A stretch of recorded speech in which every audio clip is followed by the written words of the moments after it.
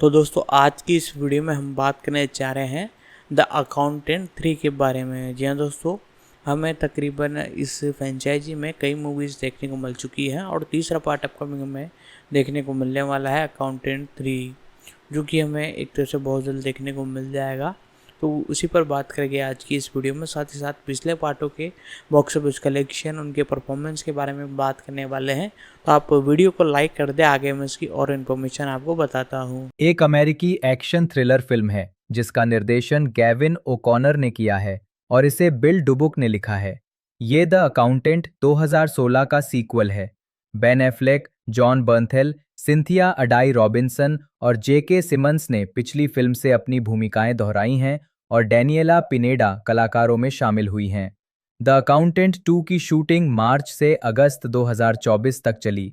इसका प्रीमियर 8 मार्च 2025 को South by Southwest festival में हुआ और 25 अप्रैल 2025 को अमेरिका में अमेज़न एमजीएम स्टूडियोज द्वारा और अंतर्राष्ट्रीय स्तर पर मूल फिल्म के घरेलू वितरक वार्नर ब्रदर्स पिक्चर्स द्वारा सिनेमाघरों में रिलीज किया गया। फिल्म में $80 मिलियन के बजट पर दुनिया भर में $103 मिलियन से अधिक की कमाई की है और समीक्षकों से इसे आम तौर पर सकारात्मक समीक्षा मिली है। कुछ समीक्षकों ने इसे पिछली फिल्म से बेहतर बताया है। एक सीक्वल भी निर्माणाधीन है। कथानक: फिनसेन के पूर्व निदेशक रेमंड किंग रहस्यमयी हत्यारी एनाइस से मिलते हैं और उनसे एक सल्वाडोरियन परिवार का पता लगाने में मदद मांगते हैं। वे उन्हें केवल माता पिता और उनके छोटे बेटे की एक पुरानी तस्वीर देते हैं। अनाइस इस प्रस्ताव पर कोई प्रतिक्रिया नहीं देती, बल्कि किंग को चेतावनी देती है कि उनका पीछा किया जा रहा है। इसके बाद हुई गोलीबारी में किंग मारे जाते हैं, जबकि अनाइस बाल बाल बच जाती है। किंग की शिष्या और फिनसेन की वर्तमान उपनिदेशक मैरीबेथ मेडिना उनके शव की पहचान करती हैं, उनकी बाह पर अकाउंटेंट को ढूंढो लिखा हुआ देखती हैं और मामले को अपने हाथ में लेने का फैसला करती हैं। मेडिना क्रिश्चियन वोल्फ की गैरकानूनी गतिविधियों पर संदेह होने के बावजूद उससे तस्वीर में दिख रहे परिवार को ढूंढने में मदद मांगती है।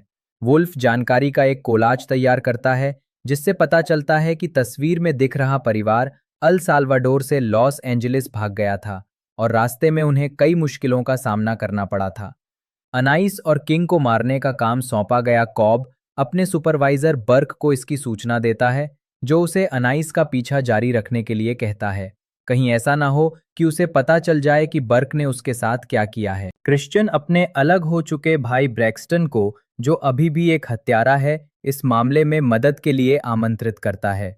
जस्टिन, जो अभी भी न्यू हैम्पशायर स्थित उसी परिसर में रहती है जहां उसकी मुलाकात क्रिश्चियन से हुई थी, ऑटिस्टिक बच्चों के एक समूह के साथ मिलकर क्रिश्चियन की मदद के लिए विभिन्न तकनीकों को हैक करने का काम करती है। उनके समूह को अनाइस की एक तस्वीर मिलती है, लेकिन वे उसकी पहचान नहीं कर पाते। उनके अवैध तरीकों से असहज होकर मेडिना समूह से अलग हो जाती है। वो किंग की एक रिपोर्ट में उल्लिखित एक अस्पताल जाती है, जहां उसे पता चलता है कि अनाइस ही तस्वीर में दिख रही मां है। अनाइस पहले एक कार दुर्घटना में शामिल थी, जिसके कारण उसके मस्तिष्क में चोट आई थी। उसकी याददाश्त चली गई थी और उसे एक्वायर्ड सेवेंट सिंड्रोम हो गया था, जिसमें तीव्र युद्ध कौशल भी शामिल हैं। भाड़े के हत्यारों का ठेकेदार बाटू मेडिना की हत्या का सौदा तय करता है, जिसे ब्रैक्सटन अस्वीकार कर देता है। बाद में वॉल्फ ब्रैक्सटन के फोन पर संदेश देखता है, मेडिना की हत्या का पता लगाता है और अनाइस द्वारा घायल किए जाने के बाद वहां पहुंचता है। मेडिना के घर पर अनाइस अपने परिवार की पुरानी तस्वीर देखती है और अपनी कुछ यादें वापस पा लेती है। उसे पता चलता है कि बर्क ही वो व्यक्ति था जिसने उसे कैद किया था और जुआरेज में उसके पति की हत्या की थी। ब्रैक्सटन और क्रिश्चियन को पता चलता है कि अनाइस का अभी भी जीवित ऑटिस्टिक बेटा एल्बर्टो जुआरेज के एक जेल शिविर में मानव तस्करी के शिकार अन्य बच्चों के साथ अपने परिवारों से अलग बंदी बनाकर रखा गया है। वे परिसर पर हमला करते हैं और कॉब और अन्य गार्डों को मारने के बाद एल्बर्टो और बाकी बच्चों को बचा लेते हैं। जस्टिन बाटू को ब्लैकमेल करके मेडिना पर अपना अनुबंध रद्द करवा देती है। जस्टिन अनाइस को कोस्टा रिका में बर्क के छिपने की जगह के बारे में बता देती है और अनाइस उसे मार देती है। जस्टिन और प्रतिभाशाली बच्चे न्यू हैम्पशायर स्थित अपने केंद्र में अल्बर्टो का स्वागत करने की तैयारी करते हैं। और ब्रेक्सटन और क्रिश्चियन चैटाहूची में एक साथ लंबी पैदल यात्रा पर जाने की चर्चा करते हैं। ढालना बेन एफ्लेक ने क्रिश्चियन वुल्फ का किरदार निभाया है, जो एक ऑटिस्टिक अकाउंटेंट और प्रशिक्षित हत्यारा है। जॉन बर्नथिल ने ब्रेक्सटन की भूमिका निभाई है, जो क्रिश्चियन का अलग हुआ भाई और एक पेशेवर हत्यारा है।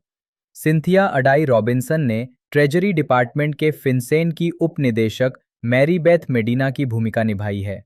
डेनिएला पिनेडा अनाइस एडिथ सांचेज की भूमिका में है, जो स्मृति भ्रंश से ग्रसित एक हत्यारी और लापता सल्वाडोरियन मां है। एलिसन रॉबर्टसन ने जस्टिन की भूमिका निभाई है। एलिसन राइट द्वारा प्रदान की गई कंप्यूटरीकृत आवाज, जो हार्बर न्यूरोसाइंस में क्रिश्चियन की बोलने में असमर्थ ऑटिस्टिक व्यावसायिक सहयोगी हैं। रॉबर्ट मॉर्गन ने बर्क की भूमिका निभाई है, जो तस्करी के गिरोह का सरगना है। जेके सिमंस ने रेमंड किंग की भूमिका निभाई है, जो फिनसेन के पूर्व निदेशक हैं और साल्वाडोर के परिवार की तलाश शुरू करते हैं। ग्रांट हार्वे ने कोप की भूमिका निभाई है, जो बर्क का गुर्गा और किंग का हत्यारा है। एंड्रयू हॉवर्ड ने बाटू की भूमिका निभाई है, जो हत्या के अनुबंधों को अंजाम देने वाला एक ठेकेदार है। लोम्बार्डो बोयार ने टॉमस की भूमिका निभाई है, जो बर्क के तस्करी गिरोह में शामिल गुंडों में से एक है। बर्क के तस्करी रैकेट में शामिल पिज्जा फैक्ट्री के मालिक आइक स्टूडियो के किरदार में माइकल टॉरेक हैं। उत्पादन जून 2017 में द अकाउंटेंट के सीक्वल के निर्माण की घोषणा की गई, जिसमें बेन एफ्लेक अपनी भूमिका को दोहराने वाले थे और बिल डुबुक और गैविन ओकॉनर क्रमशः लेखन और निर्देशन के लिए लौट रहे थे। फरवरी 2020 तक एफ्लेक ने पुष्टि की कि विकास कार्य जारी है और स्टूडियो ने एक अलग स्क्रिप्ट को द अकाउंटेंट 2 में बदलने पर विचार किया था। उन्होंने एक संभावित टेलीविजन श्रृंखला में भी रुचि व्यक्त की। सितंबर 2021 में ओकॉनर ने पुष्टि की कि एक सीक्वल विकास में था, जिसमें तीसरे भाग की संभावना थी। एफ्लेक और जॉन बर्थिल को क्रिश्चियन वुल्फ और ब्रैक्स के रूप में अपनी भूमिकाओं को फिर से निभाने की पुष्टि की गई। फरवरी 2024 तक अमेज़न MGM स्टूडियो ने वार्नर ब्रदर्स पिक्चर्स से वितरण अधिकार हासिल कर लिए थे, जिसमें अनुमानित $10 मिलियन का योग्य खर्च और कर प्रोत्साहन शामिल था। वार्नर ब्रदर्स फिल्म के अंतर्राष्ट्रीय वितरक के रूप में शामिल रहे। मार्च 2024 में जेके सिमंस और सिंथिया अडाई रॉबिन्सन की वापसी की भी घोषणा की गई। साथ ही Daniela Pineda, Alison Robertson, Robert Morgan और ग्रांट हार्वे भी कलाकारों में शामिल हुए। मुख्य फोटोग्राफी 25 मार्च 2024 को कैलिफोर्निया में शुरू हुई, जिसमें सीमस मैकगार्वे छायाकार के रूप में वापस आए। फिल्मांकन 16 अगस्त 2024 को समाप्त हुआ। ब्राइस डेसनर ने स्कोर तैयार किया, मार्क इशाम की जगह ली, जिन्होंने मूल फिल्म का स्कोर तैयार किया था। मुक्त करना फिल्म का प्रीमियर 8 मार्च 2025 को साउथ बाय साउथवेस्ट में हुआ और इसे अमेरिका में अमेज़न MGM स्टूडियोज द्वारा और अंतर्राष्ट्रीय स्तर पर वार्नर ब्रदर्स पिक्चर्स द्वारा 25 अप्रैल 2025 को सिनेमाघरों में रिलीज किया गया। फिल्म की एडवांस स्क्रीनिंग 15 अप्रैल 2025 को टैक्स डे के सम्मान में आयोजित की गई थी। 1.5 महीने बाद इसे 5 जून 2025 को अमेज़न प्राइम वीडियो पर रिलीज किया गया। होम मीडिया द अकाउंटेंट 2 को MGM home entertainment studio distribution services के माध्यम से वितरित द्वारा 12 अगस्त 2025 को DVD, ब्लू-रे और अल्ट्रा HD ब्लू-रे पर रिलीज किया गया था। स्वागत बॉक्स ऑफिस द अकाउंटेंट 2 ने संयुक्त राज्य अमेरिका और कनाडा में $65.5 मिलियन और अन्य क्षेत्रों में $37.8 मिलियन की कमाई की, जिससे दुनिया भर में कुल कमाई $103.3 मिलियन हो गई। संयुक्त राज्य अमेरिका और कनाडा में द अकाउंटेंट 2 को Until Dawn The Legend of Ochi के व्यापक विस्तार और Star Wars Episode 3 Revenge of the Sith के पुनः रिलीज के साथ रिलीज किया गया था और इसके शुरुआती सप्ताहांत में 3610 सिनेमाघरों से $20-25 मिलियन की कमाई का अनुमान लगाया गया था। इसने अपने पहले दिन $9.4 मिलियन कमाए, जिसमें पूर्वावलोकन स्क्रीनिंग से $2.5 मिलियन शामिल थे। फिल्म ने $24.5 मिलियन के साथ शुरुआत की और सिनर्स और रिवेंज ऑफ द सिथ के बाद तीसरे स्थान पर रही। इसने अपने दूसरे सप्ताहांत में $9 मिलियन 61% की गिरावट और फिर अपने तीसरे सप्ताहांत में $6.7 मिलियन 29% की गिरावट कमाए और दोनों बार चौथे स्थान पर रही। महत्वपूर्ण प्रतिक्रिया समीक्षा संकलन वेबसाइट रॉटन टोमेटोज पर 218 समीक्षकों की समीक्षाओं में से 75% सकारात्मक हैं और औसत रेटिंग 6.2/10 है। वेबसाइट का मत है, बेन एफ्लेक और जॉन बर्नथल की दोस्ती पर आधारित कॉमेडी केमिस्ट्री पर जोर देते हुए द अकाउंटेंट 2 मूल फिल्म से बेहतर है और इसे सिनेमा में अच्छा समय बिताने वाली फिल्मों की श्रेणी में रखा जा सकता है। मेटाक्रिटिक, जो भारित औसत का उपयोग करता है, ने 42 समीक्षकों के आधार पर फिल्म को 100 में से 58 अंक दिए, जो मिश्रित या औसत समीक्षाओं को दर्शाता है। सिनेमा स्कोर द्वारा किए गए सर्वेक्षण में दर्शकों ने फिल्म को A+ से F के पैमाने पर औसतन A- ग्रेड दिया, जबकि पोस्ट ट्रैक द्वारा किए गए सर्वेक्षण में शामिल 68% लोगों ने कहा कि वे इसे निश्चित रूप से देखने की सलाह देंगे। भविष्य: सितंबर 2021 में निर्देशक गेविन ओकॉनर ने द अकाउंटेंट को एक त्रयी में बदलने की योजना की घोषणा की, जिसमें तीसरी फिल्म को उन्होंने रेन मैन ऑन स्टेरॉइड नामक एक बड़ी फिल्म बताया। अप्रैल 2025 में ओकॉनर ने पुष्टि की कि तीसरी फिल्म विकास के चरण में है और ये क्रिश्चियन और ब्रैक्सटन पर केंद्रित होगी, जो एक रोड ट्रिप प्रारूप में होगी जिसमें हल्का फुल्का अंदाज और अधिक भावनात्मक गहराई होगी। अन्ना केंड्रिक के डाना कमिंग्स के रूप में वापसी करने की उम्मीद है। बेन एफ्लेक ने भी त्रयी को पूरा करने में रुचि व्यक्त की है, फिल्मों की परतदार संरचना और चरित्र विकास को इसकी ताकत मानते हुए। गेविन ओकॉनर, जन्म 24 दिसंबर 1963, एक अमेरिकी फिल्म निर्देशक, पटकथा लेखक, निर्माता, नाटककार और अभिनेता हैं। वे मुख्य रूप से मिरेकल 2004, वॉरियर 2011, द अकाउंटेंट 2016 और द वे बैक 2020 जैसी फिल्मों के निर्देशन के लिए जाने जाते हैं। प्रारंभिक जीवन: ओकॉनर का पालन पोषण हंटिंगटन, न्यूयॉर्क में लॉन्ग आइलैंड पर हुआ था। आजीविका: 1992 में उन्होंने टेड डैम की निर्देशन में बनी पहली फिल्म लघु फिल्म द बेट लिखी और निर्मित की। 3 साल बाद उन्होंने अपनी पहली फीचर फिल्म कंफर्टेबली नंब का सह-लेखन और निर्देशन किया। ये फिल्म कनेक्टिकट के एक पढ़े लिखे लड़के से न्यूयॉर्क शहर के अभियोक्ता बने व्यक्ति के सामने आने वाली नैतिक दुविधाओं के बारे में थी। फिल्म का प्रदर्शन कान फिल्म फेस्टिवल और बोस्टन फिल्म फेस्टिवल दोनों में हुआ। इसके बाद ओकॉनर ने रंगमंच की ओर रुख किया और 1997 में ऑफ ब्रॉडवे नाटक रम्बलिंग्स ऑफ अ रोमांस रेनेसां का निर्माण, लेखन और अभिनय किया। उसी समय ओकॉनर ने तत्कालीन पत्नी एंजेला शेल्टन की यादों पर आधारित एक पटकथा पर काम शुरू किया, जो उनकी लगातार शादी करने वाली मां के साथ सड़क पर बिताए गए उनके बचपन की यादों पर आधारित थी। 1997 में चार्ली रोज के टॉक शो में टोनी पुरस्कार विजेता ब्रिटिश अभिनेत्री जेनेट मैकटीर की उपस्थिति से प्रभावित होकर उन्होंने उन्हें टम्बलवीड्स, जिसमें उन्होंने सह अभिनय किया था, में कास्ट करने का दृढ़ निश्चय किया। उन्हें और शेल्टन को फिल्म के लिए खुद ही वित्त पोषण करना पड़ा, क्योंकि उन्हें कोई समर्थक नहीं मिल पा रहा था। फिल्म ने सनडांस फिल्म महोत्सव में फिल्म मेकर्स ट्रॉफी जीती। मैकटीर के अभिनय ने उन्हें सर्वश्रेष्ठ अभिनेत्री के रूप में गोल्डन ग्लोब और इसी श्रेणी में अकादमी पुरस्कार और स्क्रीन एक्टर्स गिल्ड नामांकन दिलाया। और किम्बरली जे ब्राउन, जिन्होंने उनकी किशोर बेटी की भूमिका निभाई थी, ने सर्वश्रेष्ठ नवोदित अभिनय के लिए इंडिपेंडेंट स्पिरिट पुरस्कार जीता। 2004 में कई छोटी स्वतंत्र परियोजनाओं के कार्यकारी निर्माता के रूप में काम करने के बाद ओकॉनर ने फिल्म मिरेकल का निर्देशन किया, जो 1980 के शीतकालीन ओलंपिक में सोवियत संघ पर अमेरिकी आइस हॉकी टीम की जीत की सच्ची कहानी पर आधारित थी। उन्होंने मार्क केर की HBO documentary film the smashing machine का निर्माण भी किया।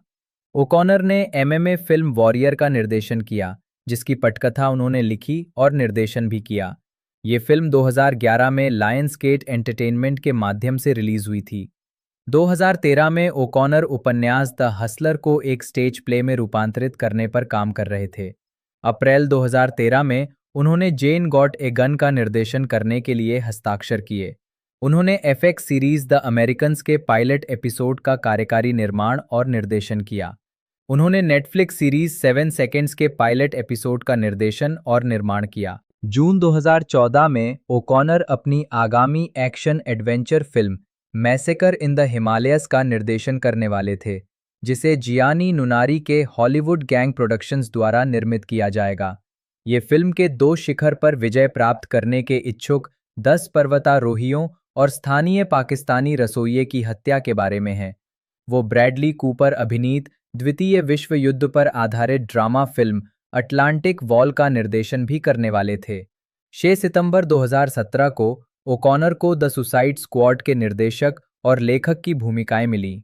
अक्टूबर तक ओकॉनर ने परियोजना छोड़ दी क्योंकि उनकी कहानी का ट्रीटमेंट कथित तौर पर बर्ड्स ऑफ प्रे के समान था। साथ ही द वे बैक के प्रति उनकी प्रतिबद्धताएं भी थीं। नवंबर 2025 में ओकॉनर ने एप्पल स्टूडियोज के लिए रनिंग का निर्देशन करने के लिए हस्ताक्षर किए। निजी जीवन। ओकॉनर ने 22 जून 2013 को अभिनेत्री ब्रुक बर्न्स से शादी की। इससे पहले उनकी शादी एंजेला शेल्टन से हुई थी। जॉनथन एडवर्ड बर्नथेल, जन्म 20 सितंबर 1976, एक अमेरिकी अभिनेता हैं। फिल्म और टेलीविजन में छोटी भूमिकाओं के बाद उन्होंने एएमसी हॉरर ड्रामा श्रृंखला द वॉकिंग डेड 2010-2012 के पहले 2 सीजन में शेन वॉल्स के किरदार से प्रसिद्धि हासिल की। इसके बाद उन्होंने मार्वल सिनेमैटिक यूनिवर्स एमसीयू में डेयरडेविल 2016 के दूसरे सीजन से फ्रैंक कैसल द पनिशर के किरदार से अंतर्राष्ट्रीय ख्याति प्राप्त की और फिर अपनी स्पिन ऑफ श्रृंखला द पनिशर 2017-2019 में अभिनय किया। उन्होंने स्निच 2013, फ्यूरी 2014, द अकाउंटेंट 2016 और इसके 2025 के सीक्वल शॉर्ट कॉलर 2017, फोर्ड बनाम Ferrari 2019, King Richard 2021, The Many Saints of Newark 2021, Origin 2023 और द एमेच्योर 2025 सहित कई फिल्मों में अभिनय किया है। साथ ही कई टेलीविजन शो में भी अभिनय किया है, जिनमें द बेयर 2022 वर्तमान में माइकल बर्जेटो की भूमिका शामिल है, जिसके लिए उन्हें प्राइम टाइम एमी अवार्ड मिला। प्रारंभिक जीवन और शिक्षा। जॉनथन एडवर्ड बर्नथल का जन्म 20 सितंबर 1976 को वॉशिंगटन डीसी में एक यहूदी परिवार में हुआ था। वे जॉन लूरी नीमार्क्स और एरिक लॉरेंस रिक बर्नथल के पुत्र हैं, जो लैथम एंड वॉटकिंस एलएलपी के पूर्व वकील और 2019 तक the human society of the United states के निदेशक मंडल के अध्यक्ष थे। उनके दादा संगीतकार और निर्माता मरे बर्नथल थे। उनके 2 भाई हैं, निकोलस, जो एक ऑर्थोपेडिक सर्जन और कैलिफोर्निया विश्वविद्यालय लॉस एंजलिस यूसीएलए में प्रोफेसर हैं, और थॉमस, एक कंसल्टिंग एजेंसी के सीईओ, जिनकी शादी फेसबुक की पूर्व सीओओ शेरिल सैंडबर्ग से हुई है। ये तीनों रॉक संगीतकार एडम श्लेसिंगर के चचेरे भाई हैं, जिनका 2020 में निधन हो गया। बर्नथल का पालन पोषण कैबिन जॉन, मैरीलैंड में हुआ। उन्होंने सिडवेल फ्रेंड स्कूल में पढ़ाई की और 1955 में स्नातक की उपाधि प्राप्त की। उन्होंने अक्सर अपने बचपन को शरारती बताया है। हाई स्कूल के बाद उन्होंने न्यूयॉर्क के साराटोगा स्प्रिंग्स में स्किडमोर कॉलेज में पढ़ाई की, लेकिन बीच में ही पढ़ाई छोड़ दी। अपनी अभिनय शिक्षिका अल्मा बेकर की सलाह पर उन्होंने रूस के मॉस्को आर्ट थिएटर स्कूल में दाखिला लिया। वहां रहते हुए वे एक रूसी पेशेवर बेसबॉल टीम के कैचर थे। आजीविका 2002-2008। प्रारंभिक करियर। बर्नथल को मॉस्को आर्ट थिएटर में हार्वर्ड विश्वविद्यालय के उन्नत थिएटर प्रशिक्षण संस्थान के कार्यकारी निदेशक ने कैम्ब्रिज मैसाचुसेट्स में अमेरिकन रिपर्टरी थिएटर में खोजा था।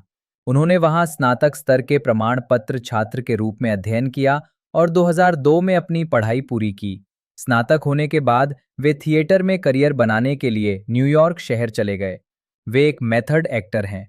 2002 से बर्नथल ने क्षेत्रीय और ऑफ ब्रॉडवे स्तर पर 30 से अधिक नाटकों में अभिनय किया है, जिनमें से कई उनकी अपनी थिएटर कंपनी, अब बंद हो चुकी फोविया फ्लड्स के साथ थे। उन्होंने बोस्टन लीगल, CSI मियामी और How I Met Your Mother जैसी कई टेलीविजन श्रृंखलाओं में छोटी अतिथि भूमिकाएं भी निभाईं।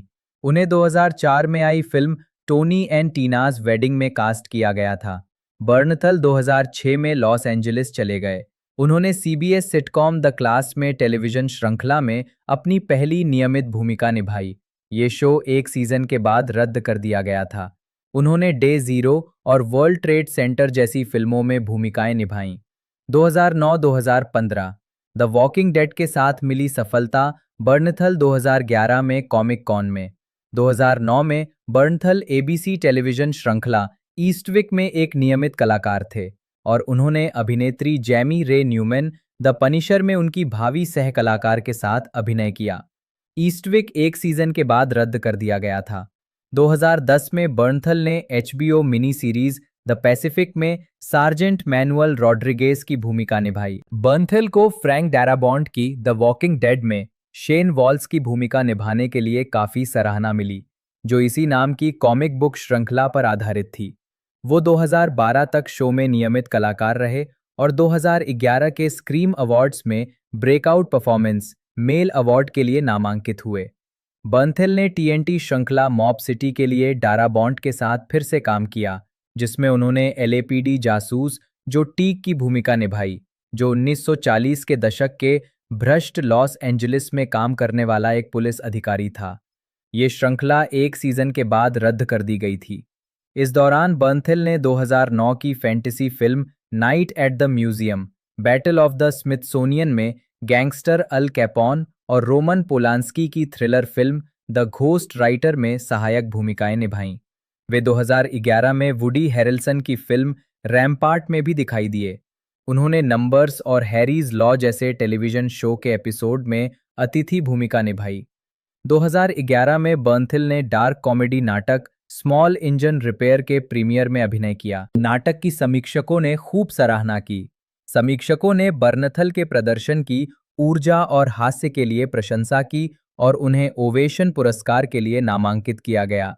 अपने विश्व प्रीमियर के बाद स्मॉल इंजन रिपेयर को एमसीसी थिएटर द्वारा ऑफ ब्रॉडवे में स्थानांतरित कर दिया गया और बर्नथल ने अपनी भूमिका को दोहराने के लिए हस्ताक्षर किए। हालांकि फिल्म की शूटिंग की प्रतिबद्धताओं के कारण बर्नथल को नाटक से हटना पड़ा और उनकी जगह जेम्स बैजडेल ने ले ली। बर्नथल 2012 में फीनिक्स कॉमिक कॉन में, 2013 में बर्नथल ने क्राइम ड्रामा फिल्म स्निच और sports comedy film Grudge Match में सहायक भूमिकाएं निभाईं। बर्नथल ने मार्टिन स्कॉर्सेसी की film The Wolf of Wall Street में ब्रैट की भूमिका निभाई। उन्होंने 2014 की द्वितीय विश्व युद्ध पर आधारित फिल्म फ्यूरी में दक्षिणी व्यक्ति ग्रेडी कून एस ट्रेविस की भूमिका निभाई, जिसकी आलोचकों ने फिल्म के कलाकारों की प्रशंसा की। 2014 में बर्नथल ने डकोटा फैनिंग और इवान राहेल वुड के साथ film Vienna and the phantoms की शूटिंग में भाग लिया। ये फिल्म 2020 में ही रिलीज हुई। इसके बाद बर्नथल डेनिस विलेन्यूव की 2015 की एक्शन ड्रामा फिल्म सिकारियो में दिखाई दिए, जिसने कई पुरस्कार जीते और आलोचकों से सकारात्मक समीक्षाएं प्राप्त की।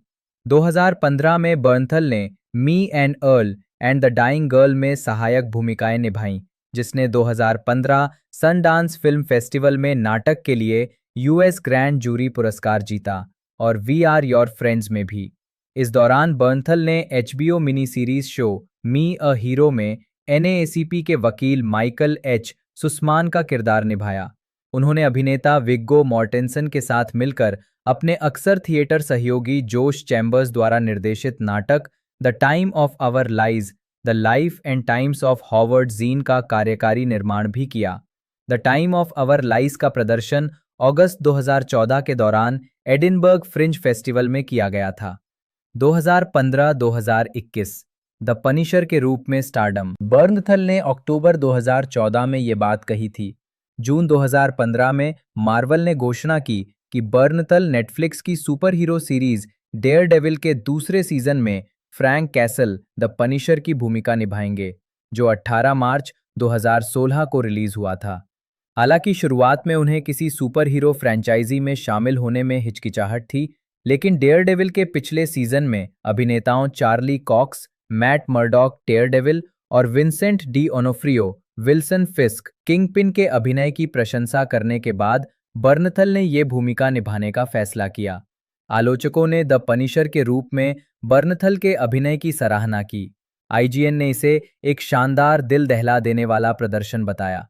कॉमिक बुक लेखक और पनिशर के सह निर्माता गैरी कॉनवे ने बर्नथल के अभिनय को इस किरदार का पसंदीदा ऑन स्क्रीन चित्रण बताया और कहा, जॉन बर्नथल द पनिशर को उस तरह की करुणा देते हैं जो एक सख्त आदमी के नीचे छिपी होती है, और मुझे ये वास्तव में पसंद है। हालांकि नेटफ्लिक्स ने शुरू में इस शो का ऑर्डर नहीं दिया था, फिर भी नेटवर्क ने इसी किरदार पर आधारित द पनिशर नाम की सीरीज बनाई जो 17 नवंबर 2017 को रिलीज हुई।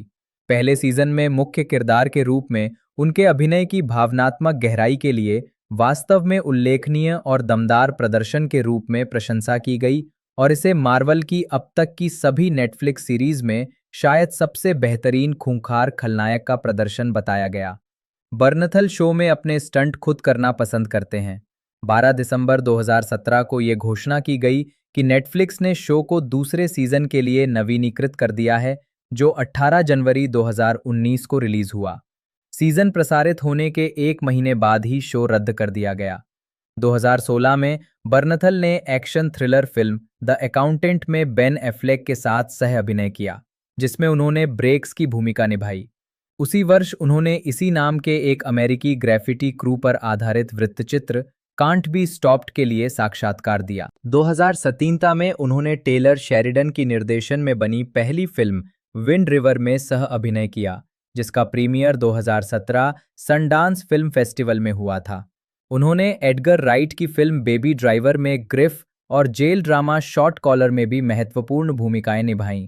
Irish action thriller film Pilgrimage में बर्नथल ने मूक व्यक्ति की भूमिका निभाई।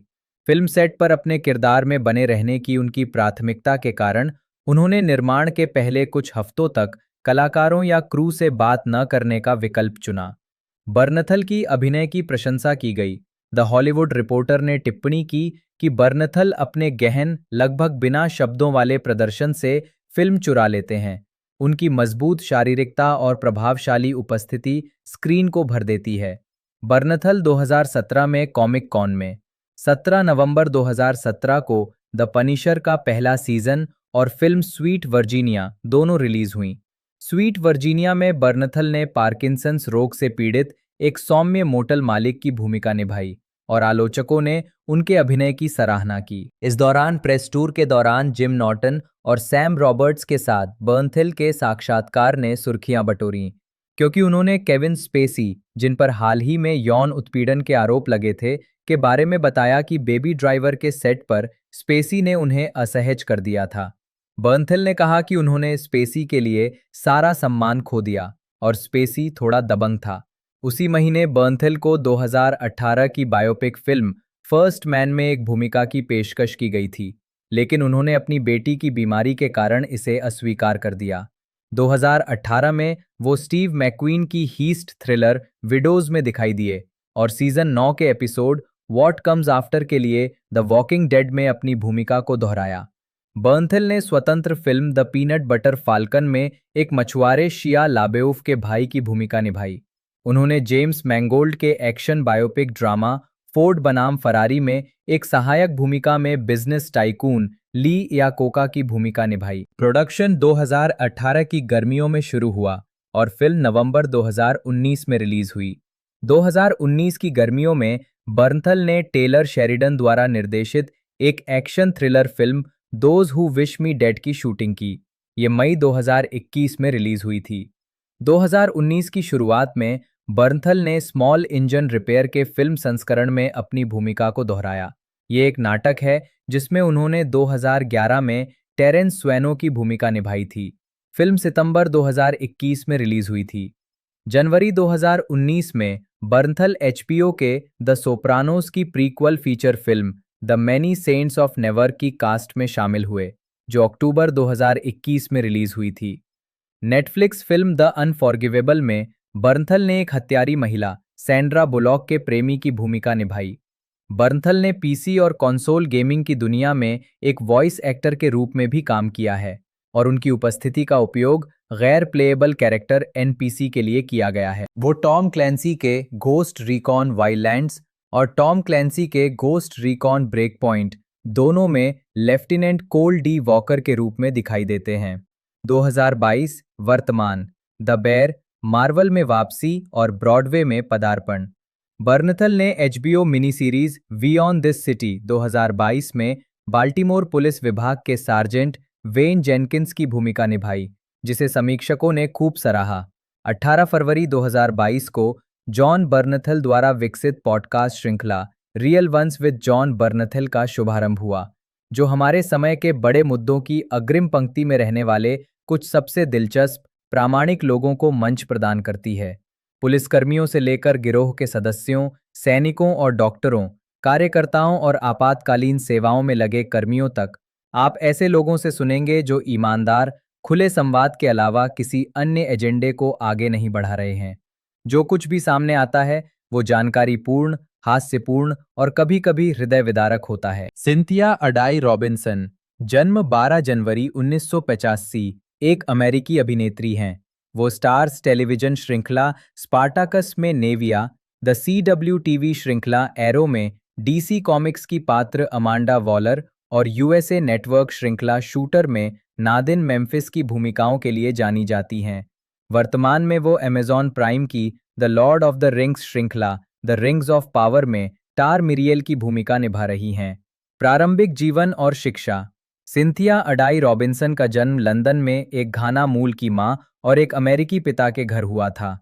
वो 4 साल की उम्र में अमेरिका चली गईं और वॉशिंगटन DC के एक उपनगर में अपनी मां के साथ पली बढ़ीं। उन्होंने सिल्वर स्प्रिंग, मैरीलैंड के मॉन्टगोमरी ब्लेयर हाई स्कूल और टिस्क स्कूल ऑफ आर्ट से थिएटर में ललित कला स्नातक की उपाधि प्राप्त की।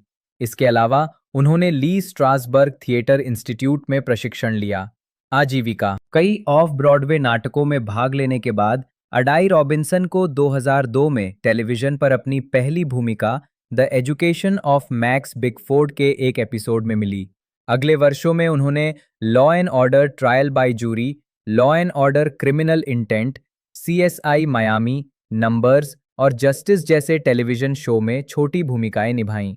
2006 में उन्हें मूल रूप से अमेरिकी सिटकॉम द गेम में मेलानी बार्नेट की भूमिका के लिए चुना गया था, लेकिन शो के निर्माण से पहले अज्ञात कारणों से उनकी जगह टिया मूवरी को ले लिया गया।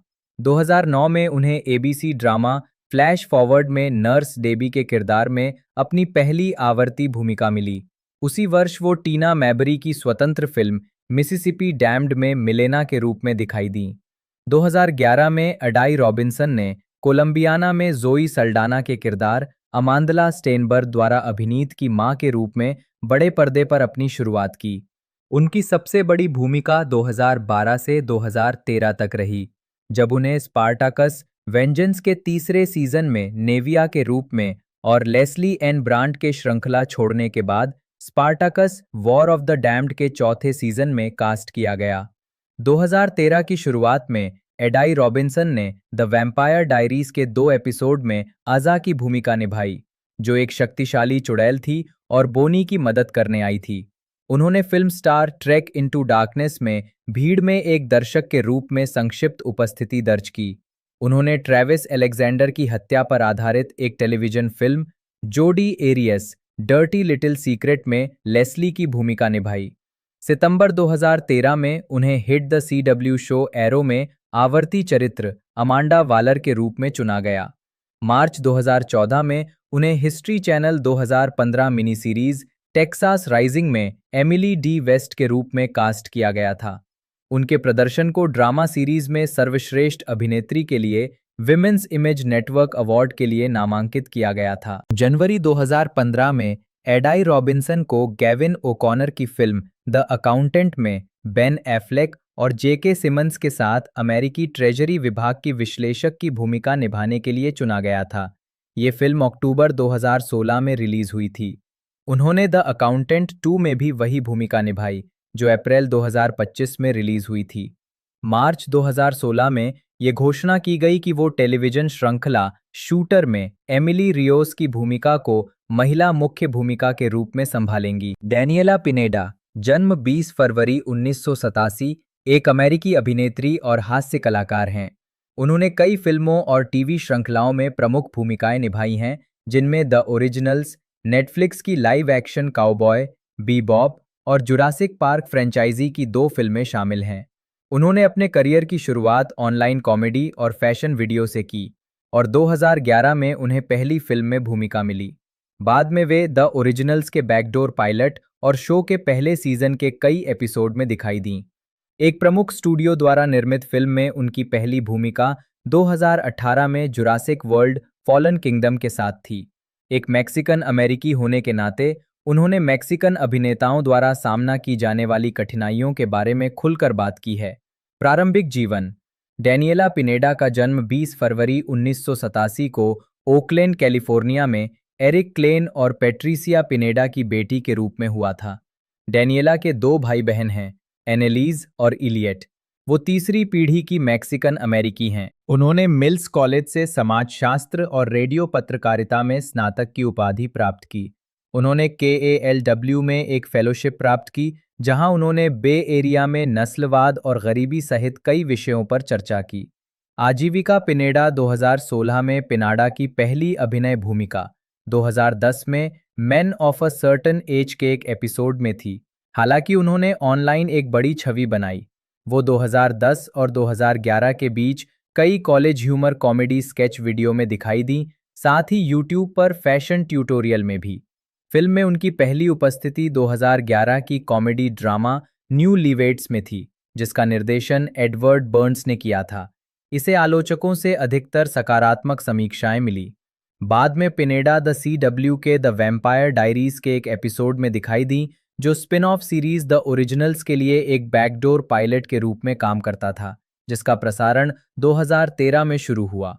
क्रेसेंट सिटी एपिसोड में उनके किरदार सोफी डेवरॉक्स की हत्या कर दी गई, जिससे पिनेडा कास्ट से बाहर हो गईं। 2022 में उन्होंने शो में वापसी की इच्छा व्यक्त की। 2015 में पिनेडा ने NBC के अमेरिकन ओडिसी में अभिनय किया, जो अमेरिकी सैनिकों की एक टीम की कहानी है जो एक साजिश का पर्दाफाश करने की कोशिश कर रही है। उन्होंने रूबी सिम्स नाम का किरदार निभाया। ये शो एक सीजन के बाद रद्द कर दिया गया। अक्टूबर 2017 में पिनेडा ने मिस्टर रूजवेल्ट में मुख्य भूमिका निभाई, जो नोएल वेल्स द्वारा निर्देशित और अभिनीत एक कॉमेडी थी। ये समीक्षकों द्वारा सराही गई और 34 समीक्षाओं से रॉटन टोमेटोज पर इसे पूरे 100% अंक मिले। जुलाई 2018 में पिनेडा ने जुरासिक वर्ल्ड फॉलन किंगडम में जिया रॉड्रिगेज की भूमिका निभाई, जो किसी बड़े स्टूडियो के लिए उनकी पहली फिल्म थी। रॉड्रिगेज एक पशु चिकित्सक ज्वालामुखी विस्फोट से डायनासोरों को बचाने के मिशन का हिस्सा हैं। पिनेडा ने टिप्पणी की कि फिल्म में डायनासोर कितने यथार्थवादी थे, उनकी धड़कती नसें और फैलती आंखें। एक अन्य साक्षात्कार में उन्होंने बताया कि कैसे उनके किरदार की मूल रूप से ओवन ग्रेडी, क्रिस प्रैट के साथ एक बातचीत होने वाली थी, जिसमें वो खुलासा करती कि वो एक लेस्बियन है। समय की कमी के कारण संवाद को हटा दिया गया था। 2019 में पिनेडा ने हॉरर फिल्म मर्सी ब्लैक में मरीना हेस की भूमिका निभाई, जो एक ऐसी महिला है जिसने मर्सी ब्लैक नामक सत्ता को प्रसन्न करने के लिए एक अनुष्ठान में भाग लेने के बाद 15 साल संस्थागत देखभाल में बिताए। अंततः उसे विश्वास हो गया कि वो प्राणी वास्तविक नहीं है, जिससे उसे अपने परिवार के साथ रहने की अनुमति मिल गई। उसी वर्ष मई में पिनेडा ने नेटफ्लिक्स की नव नॉयर श्रृंखला व्हाट इफ में कैसिडी की भूमिका निभाई। इस शो का अब तक एक 10 एपिसोड का सीजन है। अप्रैल 2019 में पिनेडा को काउबॉय बीबॉप श्रृंखला के लाइव एक्शन संस्करण में फे वैलेंटाइन के रूप में चुना गया। ये 2021 में रिलीज हुई। पिनेडा ने अपने किरदार, जो जातीय रूप से सिंगापुरियन रोमानी हैं, को एक चतुर और मजेदार बताया। मूल एनिमे के विपरीत श्रृंखला में इस किरदार का चित्रण LGBT है। अगस्त 2021 में पिनेडा को प्लेन में मुख्य भूमिका में चुना गया, जिसमें जेरार्ड बटलर मुख्य भूमिका में थे। 2022 में उन्होंने जुरासिक वर्ल्ड डोमिनियन में जिया रॉड्रिगेज के रूप में अपनी भूमिका दोहराई, शुरुआती दृश्य में दिखाई दी। हालांकि कोविड-19 महामारी के कारण यात्रा प्रतिबंधों और संगरोध आवश्यकताओं ने पिनेडा, जो न्यूजीलैंड में थीं, को एक अन्य नियोजित दृश्य में शामिल होने से रोक दिया। उनके दूसरे दृश्य में उनकी जगह वरादा सेथु को लिया गया। निर्देशक कॉलिन ट्रेवरो इस बदलाव से संतुष्ट थे। उसी वर्ष बाद में पिनेडा को कॉमेडी पायलट वेस्टर्न में एक सैलून मालकिन बेस के रूप में कास्ट किया गया। निजी जीवन और सक्रियता। पिनेडा को 16 साल की उम्र में उसकी चाची और चाचा ने गोद ले लिया था। उसने कहा है कि उसके जैविक माता-पिता वास्तव में तस्वीर में नहीं हैं। उन्होंने मैक्सिकन अभिनेताओं को अधिक मान्यता दिलाने के लिए जोर दिया है। उनका कहना है कि पटकथाओं और कास्टिंग में उन्हें अक्सर गुमनामी में धकेल दिया जाता है और लैटिन अमेरिका का प्रतिनिधित्व सामान्य रूप से कम है। उन्होंने कास्टिंग निर्देशकों द्वारा ये कहे जाने के बारे में भी खुलकर बात की है कि मैक्सिकन विरासत की होने के बावजूद वो पर्याप्त मैक्सिकन नहीं दिखती या लगती हैं। जनवरी 2025 में कैलिफोर्निया के अल्टाडेना में पिनेडा का घर ईटन आग से नष्ट हो गया। वो केवल अपने कुत्ते और एक लैपटॉप कंप्यूटर को ही बचा पाई। जोनाथन किम्बल सिमंस 9 जनवरी 1955 एक अमेरिकी अभिनेता हैं। अपनी पीढ़ी के सबसे प्रतिभाशाली और स्थापित अभिनेताओं में से एक माने जाने वाले उन्होंने 1986 में अपने पदार्पण के बाद से 200 से अधिक स्क्रीन और स्टेज फिल्मों में काम किया है। उन्होंने डेमियन चैज़ेल की फिल्म विप्लैश 2014 में एक दुर्व्यवहार करने वाले जैज प्रशिक्षक टेरेंस फ्लेचर की भूमिका निभाने के लिए सर्वश्रेष्ठ सहायक अभिनेता का अकादमी पुरस्कार जीता और एरन सॉर्किन की फिल्म बीइंग द रिकार्डोज 2021 में विलियम फ्रॉले की भूमिका निभाने के लिए दूसरा नामांकन प्राप्त किया। उनके अन्य विभिन्न पुरस्कारों में ब्रिटिश अकादमी फिल्म पुरस्कार, गोल्डन ग्लोब पुरस्कार और स्क्रीन एक्टर्स गिल्ड पुरस्कार शामिल हैं। सैम राइमी की स्पाइडरमैन 3 2002-2007 में जे जोना जेमसन की भूमिका से सिमंस को अंतर्राष्ट्रीय ख्याति प्राप्त हुई। उन्होंने राइमी 3 से असंबंधित विभिन्न मार्वल मीडिया में भी इस भूमिका को दोहराया, जिनमें कई एनिमेटेड फिल्में और मार्वल सिनेमैटिक यूनिवर्स की फिल्में शामिल हैं। उन्होंने कई सहायक भूमिकाएं निभाई हैं, जैसे कि The Cider House Rules 1999, Thank You for Smoking 2005, Juno 2007, Burn After Reading 2008, Up in the Air 2009, Jennifer's Body 2009, La La Land 2016, Justice League 2017, Palm Springs 2000 बीटी और जूरर नंबर 2 2024। उन्होंने क्लाउस 2019 और रेड 1 2024 में सैंटा क्लॉस के 2 अलग-अलग रूप प्रस्तुत किए। टेलीविजन पर उन्होंने एचबीओ श्रृंखला ऑज 1997-2003 में श्वेत वर्चस्ववादी कैदी वर्नोन शिलिंगर, एनबीसी श्रृंखला लॉ एंड ऑर्डर 1997-2010 में डॉक्टर एमिल स्कोडा की आवर्ती भूमिका, टीएनटी श्रृंखला द क्लोजर 2005-2012 में सहायक पुलिस प्रमुख विल पॉप और स्टार्स श्रृंखला काउंटर पार्ट 2017-2019 में हॉवर्ड सिल्क की भूमिका निभाकर प्रसिद्धि प्राप्त की। वो फार्मर्स इंश्योरेंस के विज्ञापनों में भी दिखाई दिए हैं। ब्रॉडवे मंच पर सिमंस ने 1991 में पीटर पैन के पुनरुद्धार में कैप्टन हुक और 1992 में गाइज एंड डॉल्स के पुनरुद्धार में बेनी साउथ स्ट्रीट की भूमिका निभाई। एक वॉइस एक्टर के रूप में उन्होंने 1996 से विज्ञापनों में yellow M&M, video game portal 2 2011 में केव जॉनसन, जनरेटर रेक्स 2010-2013 में white night, the Legend of Korra 2012-2014 में टेंजिन, ग्रेविटी फॉल्स 2015-2016 में स्टैनफोर्ड फोर्ड पाइन्स, कुंफू पांडा 3 2016 में काई, ज़ूटोपिया 2016 में मेयर लियोडोर लायनहार्ट, किम पॉसिबल 2002-2007 में मार्टिन स्मार्टी, इनविंसिबल 2021 वर्तमान और मॉर्टल कॉम्बैट 1 2023 में नोलन ग्रेसन ओमनी मैन और वीडियो गेम बॉल्डर्स गेट 3 2023 में जनरल कैथरिक थॉर्न की भूमिका निभाई है। प्रारंभिक जीवन और शिक्षा। जोनाथन किम्बल सिमंस का जन्म 9 जनवरी 1955 को ग्रोस पॉइंट मिशिगन में पेट्रिसिया नी किम्बल 1919-2014 एक प्रशासक और Donald William Simmons 1928-2012 Parcells Middle School में एक संगीत शिक्षक के घर हुआ था। 3 बच्चों में से एक सिमंस ने ग्रोस पॉइंट वुड्स में फेरी एलिमेंट्री स्कूल में पढ़ाई की। 1965 में जब वो 10 वर्ष के थे, उनका परिवार कोलंबस ओहियो के एक उपनगर वर्थिंगटन ओहियो में चला गया। 1970 से 1972 तक उन्होंने वर्थिंगटन हाई स्कूल में पढ़ाई की, जहां उन्होंने नाटक, फुटबॉल और गायन में भाग लिया। 1973 में जब वे 18 वर्ष के थे, वे मिसौला, मोंटाना चले गए, जहां उनके पिता मोंटाना विश्वविद्यालय में संगीत विद्यालय के निदेशक बन गए। छोटे सिमंस ने 1978 में मोंटाना विश्वविद्यालय से संगीत में कला स्नातक की उपाधि प्राप्त की। कॉलेज के दौरान वे संगीत उन्मुख बिरादरी फी म्यू अल्फा सिम्फोनिया के सदस्य बन गए। सिमंस ने 1977 से 1982 तक मोंटाना के बिग फोर्क समर प्लेहाउस में विभिन्न भूमिकाओं में अभिनय किया। बाद में वे सिएटल चले गए और सिएटल रिपर्टरी थिएटर के सदस्य बन गए, जहां उनकी मुलाकात अपने सबसे अच्छे दोस्त माइकल स्मिथ से हुई। सिमंस को अंततः 1992 में ब्रॉडवे पर अपनी पहली भूमिका मिली। आजीविका ये भी देखें। जेके सिमंस के प्रदर्शनों की सूची और जेके सिमंस द्वारा प्राप्त पुरस्कारों और नामांकनों की सूची। अवस्था। ब्रॉडवे पर सिमंस ने 1992 में गाइज एंड डॉल्स के पुनरुद्धार में बेनी साउथ स्ट्रीट की भूमिका निभाई। 1994 में उन्होंने वैगनर ओपेरा व्यंग्य दास बारबेक्यू में कई भूमिकाएं निभाईं।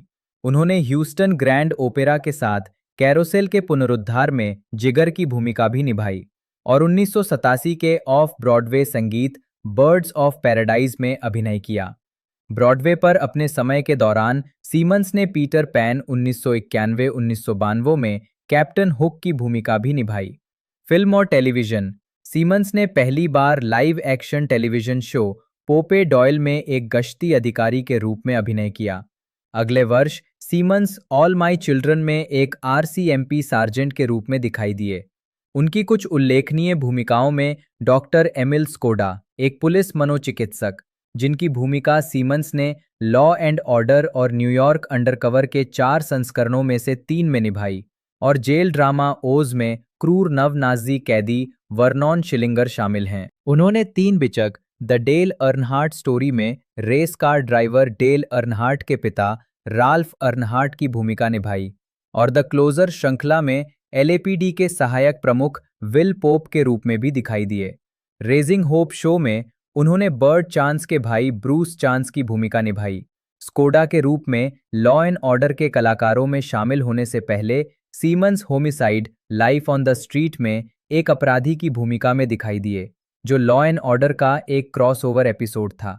अन्य भूमिकाओं में टेलीविजन सिटकॉम अरेस्टेड डेवलपमेंट में एक सेना जनरल और 1995 में निकेलोडियन की अति यथार्थवादी श्रृंखला द एडवेंचर्स ऑफ पीट एंड पीट में डैन द बार्बर शामिल हैं।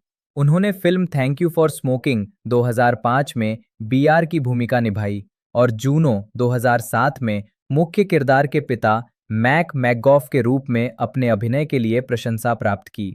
सीमंस ने सैम राइमी की तीनों स्पाइडरमैन फिल्मों में अखबार डेली बगले के प्रधान संपादक जे जोना जेमसन की भूमिका निभाई, साथ ही स्पाइडरमैन 3 के विस्तारित वीडियो गेम रूपांतरण में भी। 2008 में उन्होंने बर्न आफ्टर रीडिंग में एक CIA अधिकारी की भूमिका निभाई और पोस्टल में कैंडिडेट वेल्स के रूप में दिखाई दिए। वो आई लव यू मैन में पॉल रूड के किरदार के पिता के रूप में भी दिखाई दिए। 2011 से 2018 तक सिमंस एडल्ट स्विम के stop motion series robot chicken के प्राइम टाइम वॉइस एक्टर रहे। सिमंस ने पिछले कुछ वर्षों में कई किरदारों को अपनी आवाज़ दी। उदाहरण के लिए 2011 में एक एपिसोड के लिए उन्होंने वर्नॉन शिलिंगर की आवाज़ दी। 2011 और 2014 में उन्होंने 2 एपिसोड में विभिन्न दृश्यों के लिए मास्टर चीफ को भी आवाज़ दी। अंत में 2018 में उन्होंने एक एपिसोड के लिए व्यापक रूप से प्रसिद्ध जे जोना जेमसन को आवाज़ दी। सिमंस 2007 के टोरंटो अंतर्राष्ट्रीय फिल्म महोत्सव में सिमंस ने अपने दोस्त जेसन रीटमैन द्वारा निर्मित या निर्देशित कई फिल्मों में अभिनय किया, जिनमें thank You for smoking, Juno, up in the air और जेनिफर्स बॉडी शामिल हैं। 2013 में उन्होंने रीटमैन की फिल्म लेबर डे में मिस्टर जर्विस के रूप में एक छोटी भूमिका निभाई। उन्होंने 2012 की निकलोडियन श्रृंखला द लेजेंड ऑफ कोर्रा में आंग और कटारा के बेटे और वायु नियंत्रण के उस्ताद तेंजिन को आवाज़ दी, जो 2005 की निकलोडियन श्रृंखला अवतार द लास्ट एयरबेंडर की अगली कड़ी है। उन्होंने ग्रोइंग अप फिशर में अंधे वकील मेल फिशर की भूमिका निभाई। 2015 से 2016 तक उन्होंने डिज्नी एक्सडी एनिमेटेड श्रृंखला ग्रेविटी फॉल्स के दूसरे सीजन में वैज्ञानिक स्टैनफोर्ड पाइन्स को आवाज़ दी। 2014 की ड्रामा फिल्म विप्लैश में सिमंस ने टेरेंस फ्लेचर की भूमिका निभाई, जो काल्पनिक शेफर कंजर्वेटरी ऑफ म्यूजिक में एक बेहद सख्त और दुर्व्यवहार करने वाला बैंड लीडर था, जो अपने छात्र एंड्रयू नीमन माइल्स टेलर को धमकाता और फुसलाता था। सिमंस के अभिनय की व्यापक प्रशंसा हुई, जिसमें सर्वश्रेष्ठ सहायक अभिनेता का अकादमी पुरस्कार जीतना भी शामिल था। रोलिंग स्टोन ने कहा, सिमंस के लिए ऑस्कर की घोषणा करो। शिकागो सन टाइम्स के रिचर्ड रोपर ने कहा, सिमंस ने साल के सबसे यादगार प्रदर्शनों में से एक दिया है। एंटरटेनमेंट वीकली ने प्रतिक्रिया को संक्षेप में बताते हुए कहा कि सिमंस के अभिनय की सर्वत्र प्रशंसा हुई है और वो सर्वश्रेष्ठ सहायक अभिनेता के लिए एक प्रमुख दावेदार थे। 11 जनवरी 2015 को सिमंस ने सर्वश्रेष्ठ सहायक अभिनेता मोशन पिक्चर के लिए गोल्डन ग्लोब पुरस्कार जीता और उन्होंने 22 फरवरी 2015 को सर्वश्रेष्ठ सहायक अभिनेता के लिए अकादमी पुरस्कार जीता। जनवरी 2015 में सिमंस को फिल्म कॉन्ग स्कल आइलैंड में मुख्य भूमिका के लिए चुना गया था। हालांकि बाद में वो और माइकल कीटन फिल्म से बाहर हो गए। सिमंस ने अपने लाइव एक्शन काम के साथ साथ कई वॉइस ओवर भूमिकाएं भी निभाईं। इनमें से कई भूमिकाएं राइमी की स्पाइडरमैन फिल्मों में उनके जे जोना जेमसन चरित्र से जुड़ी हैं, जिनमें द सिम्पसंस के 18वें सीजन के एपिसोड में 2 अखबार संपादकों की आवाजें शामिल हैं। हालांकि इन किरदारों का नाम नहीं बताया गया है, लेकिन ये स्पष्ट रूप से जेमसन की नकल करने के लिए हैं। एक जेमसन की शक्ल में स्पाइडरमैन की तस्वीरें मांगता है, फिर जब उसे याद दिलाया जाता है कि वो एक कविता पत्रिका में काम करता है, तो स्पाइडरमैन के बारे में कविताएं मांगता है। इसी तरह सिमंस ने द हब के पाउंड पपीज के 2013 के एक एपिसोड के लिए एक अखबार के प्रधान संपादक जेमसन की शक्ल और तौर तरीकों के साथ को आवाज दी। 2015 में उन्होंने Greek drama film Worlds Apart में जर्मन प्रवासी सेबेस्टियन की भूमिका निभाई थी।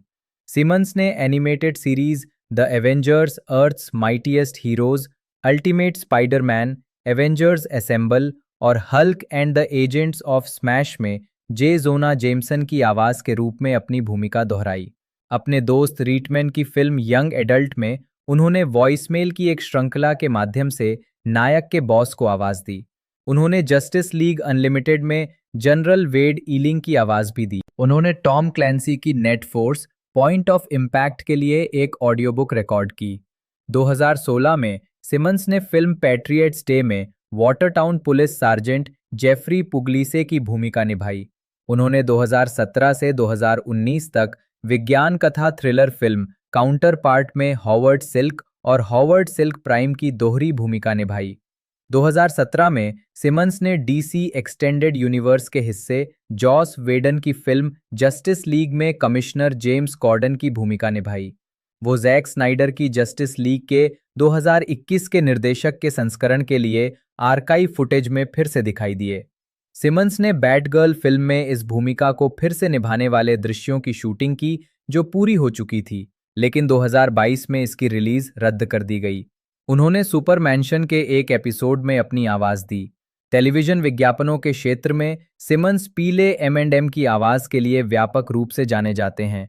ये भूमिका उन्होंने 1996 से जॉन गुडमैन की जगह ली है। उन्होंने फिलिप्स नोरेल को रेजर के लिए भी वॉइस ओवर का काम किया है। लाइव एक्शन में वो 2010 से फार्मर्स इंश्योरेंस ग्रुप के विज्ञापनों में यूनिवर्सिटी ऑफ फार्मर्स के प्रोफेसर नथानिएल बर्क के रूप में नजर आते हैं। 2017 में सिमंस ने स्पंजबॉब स्क्वायरपैंट्स के सीजन 10 के एपिसोड स्नूज यू लूज में कंडक्टर मास्ट्रो मैकरेल की भूमिका में एक छोटा सा कैमियो किया था। 2019 में सिमंस ने Marvel cinematic universe MCU film Spiderman far from home में जे जोना जेमसन की अपनी भूमिका को दोहराया, मिड क्रेडिट सीन में एक कैमियो के रूप में। वो लू फेरिग्नो के बाद जो हल्क की आवाज थे, गैर MCU और MCU दोनों फिल्मों में एक ही किरदार निभाने वाले दूसरे अभिनेता हैं। वो 2019 की वेब सीरीज द डेली बगले और 2021 में रिलीज हुई फिल्मों Venom, Let There Be Carnage और स्पाइडरमैन नो वे होम में इस भूमिका में वापस आते हैं। साथ ही 2022 की फिल्म मोरबियस में एक ऐसे दृश्य में जिसे थिएट्रिकल रिलीज से काट दिया गया था। 2022 में उन्होंने पुलिस सिटकॉम ब्रुकलिन 99 में फ्रैंक डिलमैन के रूप में एक अतिथि भूमिका निभाई। उन्होंने नेटफ्लिक्स की सीमित श्रृंखला वृत्तचित्र कोरोना वायरस एक्सप्लेन्ड का भी वर्णन किया और समीक्षकों द्वारा प्रशंसित विज्ञान कथा कॉमेडी पाम स्प्रिंग्स में सह अभिनय किया, जिसका प्रीमियर जनवरी में सनडांस फिल्म महोत्सव में और जुलाई में हुलू पर हुआ। 2014 से 2020 तक सिमंस ने एनिमेटेड शो बोजैक हॉर्समैन में लेनी टर्टल टाउप को आवाज दी। 2021 में सिमंस ने एनिमेटेड शो इनविंसिबल में ओमनी मैन को आवाज दी। गोलियात के चौथे सीजन में एक पारिवारिक स्वामित्व वाली और संचालित दवा कंपनी के सीईओ जॉर्ज जैक्स की भूमिका निभाई और सैन्य विज्ञान कथा फिल्म द टुमारो वॉर में भी दिखाई दिए। 2021 में सिमंस ने animated show the great north में माउंटेन मैन टस्क जॉनसन को अपनी आवाज दी थी। 2021 में सिमंस ने अमेज़न फिल्म बीइंग द रिकार्डोस में विलियम फ्रॉले की भूमिका निभाई, जिसके लिए उन्हें अपना दूसरा एकेडमी पुरस्कार नामांकन मिला। 2024 में सिमंस ने हॉलिडे फिल्म रेड 1 में सैंटा क्लॉस का किरदार निभाया था। आवाज अभिनय 2016 में सिमंस ने 2 एनिमेटेड फिल्मों में पात्रों को आवाज दी, कुंग-फू पांडा 3 में खलनायक काई और ज़ूटोपिया में मेयर लायनहार्ट को आवाज दी। वीडियो गेम 2005 में सिमंस ने स्पाइडरमैन 2 द वीडियो गेम के पीएसपी संस्करण के लिए जे जोना जेमसन की अपनी भूमिका को आवाज अभिनेता के रूप में दोहराया। बाद में 2007 में उन्होंने श्रृंखला के अगले game Spiderman 3 the video game में भी जेमसन के उसी चरित्र को आवाज दी। सिमंस ने 2007 में ही स्टर्न पिनबॉल स्पाइडरमैन में जेमसन को आखिरी बार आवाज देने का फैसला किया। Simmons video game Command and Conquer Red Alert 3 में कम्युनिस्ट विरोधी अमेरिकी राष्ट्रपति हॉवर्ड टी एकरमैन के रूप में और 2008 के राष्ट्रपति चुनावों की पैरोडी करने वाले प्रचार विज्ञापनों की एक श्रृंखला में दिखाई देते हैं। इन विज्ञापनों में वह खुद को एकरमैन के रूप में अन्य अनाम राष्ट्रपति उम्मीदवारों के विकल्प के रूप में प्रस्तुत करते हैं और अगर आप जीना चाहते हैं तो मुझे वोट दें नारे का उपयोग करते हैं। 2008 के संयुक्त राज्य अमेरिका के राष्ट्रपति चुनाव में 43 लोगों ने सिमंस एकरमैन के रूप में को एक राइट इन उम्मीदवार के रूप में वोट दिया। 2011 में Simmons Generator Rex Agent of Providence में व्हाइट नाइट के रूप में भी दिखाई दिए। अप्रैल 2011 में उन्होंने पोर्टल 2 में एपर्चर साइंस के संस्थापक केव जॉनसन की आवाज दी। इस प्रदर्शन को खेल का सरप्राइज स्टार टर्न कहकर सराहा गया। उन्होंने 2015 के वीडियो गेम लेगो डायमेंशंस, 2022 के video game aperture desk job में केव जॉनसन के रूप में अपनी भूमिका दोहराई और उन्हें डोटा 2 2022 बैटल पास पार्ट 2 में एक उद्घोषक और मेगा किल्स पैक के हिस्से के रूप में पेश किया गया। सिमंस ने एमएनएम के स्पोक्स कैंडी येलो के लिए वॉइस ओवर प्रदान किया, एमएनएम शेल शॉक्ड और एमएनएम द लॉस्ट फॉर्मूलाज में। सिमंस 2023 के वीडियो गेम बॉल्डर गेट 3 में जनरल कैथरिक थॉर्म के रूप में भी दिखाई दिए। सितंबर 2023 में सिमंस ने वीडियो गेम मॉर्टल कॉम्बैट 1 में ओमनी मैन के रूप में अपनी भूमिका को दोहराया। वो आगामी इनविंसिबल वर्सेस में भी इस किरदार को आवाज देंगे। निजी जीवन सिमंस ने 1996 में फिल्म निर्देशक मिशेल शूमाकर से शादी की। उनके 2 बच्चे हैं। उनकी बेटी ओलिविया 2 फिल्मों द ओनली गुड इंडियन 2009 और आई एम नॉट हियर 2017 में दिखाई दी हैं, जबकि उनके बेटे जो ने भी कभी कभार कम बजट वाली फिल्मों में काम किया है। सिमंस ने एक साक्षात्कार में कहा कि उन्होंने अभिनय में उनकी रुचि को प्रोत्साहित किया। सिमंस डेट्रॉयट टाइगर्स के कट्टर प्रशंसक हैं। उन्होंने 6 अप्रैल 2015 को ओपनिंग डे के लिए टाइगर्स के लिए औपचारिक पहली पिच फेंकी और for love of the game 1999 में टाइगर्स के मैनेजर की भूमिका निभाई। वो ओहियो स्टेट बकेयर्स के भी प्रशंसक हैं क्योंकि उन्होंने अपने प्रारंभिक वर्ष ओहियो में बिताए हैं। मार्डी ग्रास 2018 के दौरान उन्हें क्रू ऑफ बैक्सस द्वारा बैक्सस का राजा नियुक्त किया गया था। हाल ही में इसका जो दूसरा पार्ट है वो देखने को मिला था अभी 2025 में, जिसमें इसका कलेक्शन बॉक्स ऑफिस कलेक्शन बढ़िया रहा था। बजट की बात कर ले तो बजट मूवी लगभग 100 मिलियन का, वो 280 मिलियन का था, जिसके अंदर बॉक्स ऑफिस कलेक्शन 3 मिलियन का तकरीबन आया है, जो कि मूवी को सुपर डुपर हिट बनाता है, फ्रेंचाइजी को भी हिट बनाता है। बाकी अगला पार्ट तीसरा में देखने को कन्फर्म देखने को मिलेगा। बाकी मैंने सारे कुछ इन्फॉर्मेशन है जो आपको बता दी। वीडियो अच्छी लगी तो लाइक करना ना भूलिएगा। मिलते हैं दोस्तों अगले वीडियो में।